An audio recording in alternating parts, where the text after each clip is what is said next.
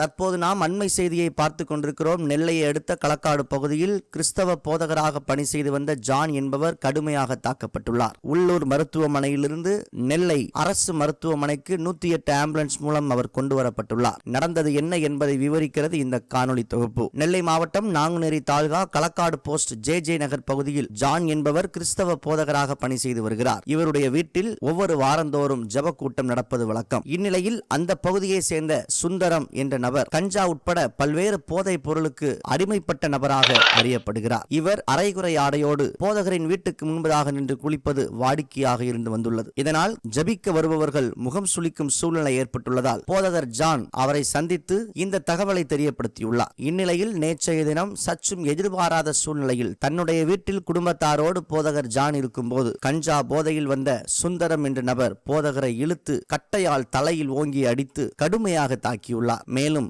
சாதியின் பெயராலும் கொச்சையான வார்த்தைகளை சொல்லி அவமானப்படுத்தியும் கொலை மிரட்டல் கொடுத்தும் அராஜகத்தில் ஈடுபட்டுள்ளார். சுந்தரம் என்பவர் அடிக்க பயன்படுத்திய உருளை கட்டைகளைத்தான் நாம் பார்க்கிறோம். போதகரை அடித்த வேகத்தில் அவைகள் உடைந்திருப்பதை நம்மால் காண முடிகிறது. மேலும் அந்த பகுதிகளில் ஆங்காங்கே இரத்தமும் சிந்தப்பட்டுள்ளது. தொடர்பான வழக்கு விசாரணை நடந்து கொண்டிருக்கும் நிலையில் கிறிஸ்தவ முன்னணியின் நிறுவனர் வழக்கறிஞர் சரவணன் பாதிக்கப்பட்ட போதகர் ஜான் அவர்களோடு தொலைபேசி அழைப்பு வழியாக நடைபெற்ற நேர்காணலை தற்போது காணலாம். பாதிக்கப்பட்டு மருத்துவமனையில் இருக்கும் போதகர் விரைவில் குணமடையவும் நீதி கிடைக்கவும் ஜெபிப்போம். நன்றி. Brother praise Lord. Praise Lord. சோதரங்க பிரதர், நான் அட்வொகேட் சரவணன் பேசுறேன். என்னாச்சு பிரதர், என்ன பிரச்சனை? ஐயா, நான் களக்காட்டுல இருந்து ஜான் பேசுறேன். சரி. நான் குடும்பமா ஊர்ல ஜெபம் பண்ணிட்டு இருக்கிறேன். என்னுடைய சொந்த பந்தங்களோட ஜெபம் பண்ணிட்டு இருக்கிறேன். சுவிசேஷ ஊழியம் பார்த்துட்டு இருக்கிறேன். என்னுடைய வீட்டுக்கு பக்கத்துல சுந்தரம் அப்படின்னு சொல்லி ஒரு பையன் இருக்கிறான். அவன் டெய்லி கஞ்சா அடிச்சுட்டு வந்து தண்ணி அடிச்சுட்டு வந்து ரொம்ப அட்டூழியம் பண்ணுவான், சேட்டை பண்ணுவான். இப்போ என்ன அப்படின்னா, அங்க நிர்வாணமா, அதாவது அரைக்குறையா ஜட்டியோடு வந்து குளிப்பான். குளிப்பானா? வீட்டு முன்னாடிங்க. ஓ சரி. வீட்டு முன்னாடி, நம்ம வீட்டு முன்னாடி என்ட்ரன்ஸ்ல வந்து குளிப்பான். நம்ம வீட்டுல வாலிப பிள்ளைங்க இருக்கு, பொம்பளைங்க இருக்கிறாங்க. முகம் சுளிக்கிற அளவுக்கு அவன் பண்ணுவான்.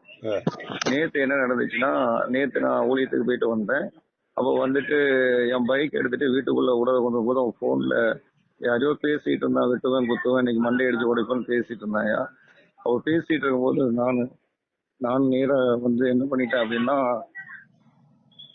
வீட்டுக்குள்ள வந்துட்டேன். வீட்டுக்குள்ள வந்த பிறகு என்னுடைய கேட்டை தள்ளி விட்டு வெளியவான்னு சொல்லி என்ன வந்து பனியனை பிடிச்சு அடிச்சு, அவங்க பாட்டியும் அவங்க உடைய பொண்டாட்டியும் வந்துட்டாங்க. உடனே என்ன சார், அவங்க பாட்டி பேரு, ஒய்ஃபோட பேர் என்ன? அவங்க பாட்டி பேர் தெரியல, அவங்க ஒய்ஃப் பேர் வந்து கனி. ஓகே. இவன் பேரு? இவங்க பேரு சுந்தரம், இவன் பேரு வந்து சுந்தரங்க. சரி. என்ன கீழே தள்ளி அடிச்சிட்டாங்க. அவங்க மூணு பேருமே சேர்ந்து அடிச்சாங்க. கீழே தள்ளி விட்டுட்டு நான் என்ன செய்யறேன் பாருன்னு சொல்லி வீட்டுல ஓடி போய் ஒரு பெரிய கட்டையை எடுத்துட்டு வந்து என் தலையில ஓங்கி அடிச்சிட்டாங்க. நான் உடனே போலீஸ் ஸ்டேஷனுக்கு போன் பண்ணேன். ஆனா போலீஸ் வந்து எந்த ரெஸ்பான்ஸும் கொடுக்கல. நீங்க ஹாஸ்பிட்டலுக்கு போங்கன்னு சொன்னாங்க. நான் ஹாஸ்பிட்டலுக்கு போனேன். அதுக்குள்ள அவன் அங்க வந்துட்டாங்க. அங்க வந்து நான் அவனை அடிக்கவும் இல்லை, ஒன்றும் செய்யல. காலை கிழிச்சிட்டு வீட்டை அடிச்சு நொறுக்கிட்டு, நான் இப்போ என் மேல அவன் கம்ப்ளைண்ட் கொடுத்துருக்காங்க. நான் வீட்டை அடிச்சு நொறுக்கினேன், அவன் காலை வெட்டிட்டேன் அப்படின்னு சொல்லி அவன் கம்ப்ளைண்ட் கொடுத்துருக்காங்க. போலீஸ் ஸ்டேஷனுக்கு சொன்னா இப்ப எனக்கு நீதி கிடைக்கலையா? இல்ல, என்ன பர்பஸ்க்காக இப்போ அவன் வந்து உங்க வீட்டுல வந்து அடிச்சானா இல்ல நீங்க அங்க போனீங்களா? அவன் தான் எங்க வீட்டுல வந்து அடிச்சான், நான் போகல. இல்ல, என்ன காரணம், எதுக்காக வந்து அடிச்சான் உங்களை? அவன் என்னன்னா, அங்க ஜட்ஜியோட நின்று குளிப்பான். அங்க ஆராதனைக்கு வரவங்க, அதாவது ஜெபம் பண்ண வரவங்க, நம்ம சொந்தக்காரங்க அங்க வர்றவங்க வந்து முகம் சுளிப்பாங்க. அப்ப நானும் மனைவி வந்து வெளியே தான் பாத்திரம் கழுவணும். அப்போ பல நாள் குழந்தைங்க, வயசுக்கு வந்த குழந்தைங்க எல்லாம் இருக்கு. அப்ப நான் சொன்னேன், அவன் கேட்கல. ஆனா அவன் சொல்றான், அவன் வந்து கம்யூனிட்டி, அவன் வந்து அவங்க நேற்று அடிக்கும் போது அதுதாங்க சொன்னான். அவன் என்ன சொன்னான்? நீ சொல்றா நான் கேட்கணுமா அப்படின்னு சொல்லிதாங்க அடிச்சாங்க. சாதி பேரை சொல்லி அடிக்கிறானா? சாதி பேரை சொல்லிதாங்க அடிச்சான். இதை நீங்க போலீஸ் கிட்ட சொன்னீங்களா? போலீஸ்ட இன்ஃபார்ம் பண்ணியாச்சுங்க. ஆனா இதுவரை அவன் மேல எந்த நடவடிக்கையும் எடுக்கல, ஏண்ட விசாரணை பண்ணவே இல்லைங்க. நீங்க புகார் கொடுத்தீங்களா? முதல்ல புகார் கொடுக்கலன்னா நான் வந்து போன் பண்ணேன். போன் பண்ண உடனே நீங்க வந்து ஹாஸ்பிட்டலுக்கு போங்க அப்படின்னு சொல்லி சொன்னாங்க. நாங்க பின்னாடியே வந்து கம்ப்ளைண்ட் எடுக்கிறோம்னு சொன்னாங்க.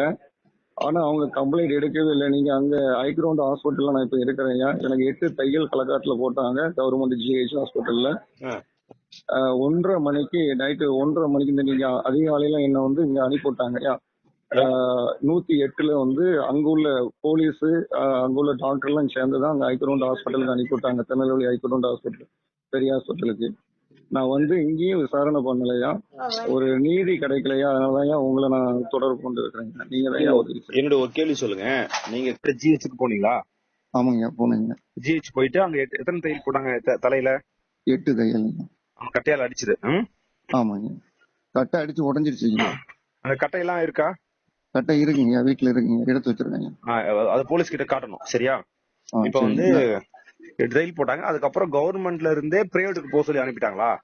பிரைவேட்ல இல்லையா, பெரிய ஹாஸ்பிட்டலுக்கு, அந்த திருநெல்வேலி பெரிய ஜிஹெச் ஹாஸ்பிட்டலுக்கு அனுப்பி. மெயின் ஜிஹெச்சுக்கு வந்துட்டீங்களா? ஆமாங்க, அங்கதான் இருக்கிறேன். இப்ப போலீஸ் வந்து நடவடிக்கை எடுக்கிறதுக்கு காரணம் ஜாதி கம்யூனிட்டி பேஸா இல்ல வந்து என்ன இது? கம்யூனிட்டி பிரச்சனை தான். போலீஸே கம்யூனிட்டி பாக்குறாங்களா? ஆமாங்க, அப்படிதான் தெரியும். போலீஸ் கம்யூனிட்டி பார்த்துதான் நடவடிக்கை எடுக்கலாம் அப்படின்னா உடனடியா நாம நடவடிக்கை எடுக்கலாம். போலீஸ் மேல நீங்க கவலைப்படாதீங்க. அது எந்த போலீஸா இருக்கட்டும். சரியா? சரி. உடனடியா நாங்க வரோம். நம்ம போராட்டத்தை அறிவிப்போம். அவன் உங்க வீட்டுல சண்டை போட்டான் அப்படின்னால உங்களுக்கு எந்த பாதிப்பும் கிடையாது. சரிங்களா? சரி.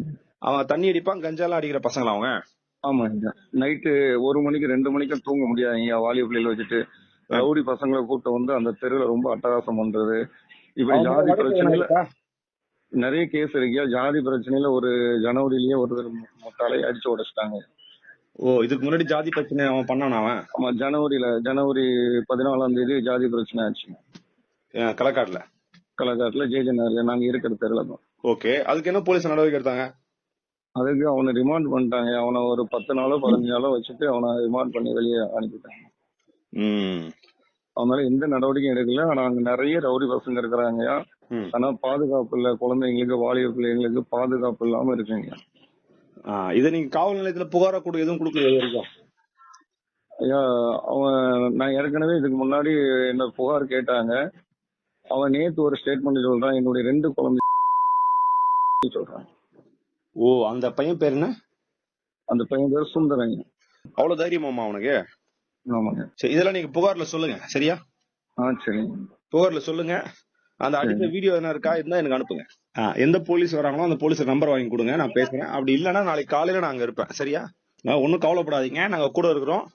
சரி, தைரியமா இருங்க. சரியா? சரி.